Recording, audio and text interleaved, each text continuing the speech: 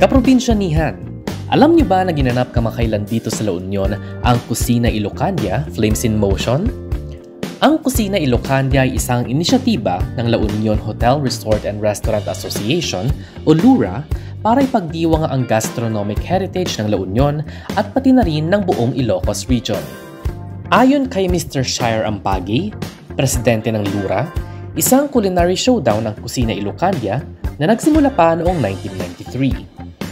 It was actually thought of na to bring back in tourism after nung devastation nga ng earthquake. Bukod sa pagsusulong ng ating local gastronomy, layunin din ng Kusina Ilocandia na mabigyan ng plataporma ang mga mag-aaral na makilahok sa mga kompetisyon, ma-experience ang professional world at matuto sa tulong ng mga judges na eksperto sa food and beverage industry.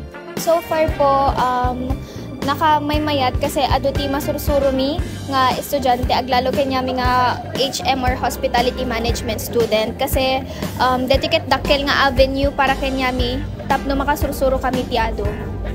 Marami ring mga aktibidad ang naganap sa Kusina Ilocandia na nakasentro sa mga pagkaing Ilocano, tampok ang mga sahog na locally produced. Ilan sa mga kompetisyon ay ang table setting with floral centerpiece, coffee cocktail concoction, fruit and vegetable carving, cooking competitions at marami pang iba na dinaluhan ng mga mag-aaral at profesional. Naging daan ito para mas makilala pa ng mga kalahok ang food culture sa ating rehiyon. As a student and as Ilocana, na-realize ko that we have the capability and capacity to actually learn more about our culture. And it's not just about what we know. Ngem, adu pa ti maamuan tayo kasi adu din ti kaya ti sabali nga tao nga ag-introduce ti something new. So, it's a good venture for us students to learn and apply the different skills nga nasursuro medyoon nga schools.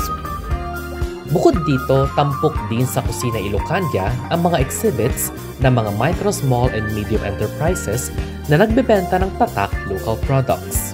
Malaking impact sa aming MSME ang ganitong okasyon, ang LURA kasi napropromote namin ang aming mga product, nakikilala ang aming product sa iba't ibang larangan ng mga ganito. Bilang MSME, napropromote namin ang aming mga product at dito nila nakikilala.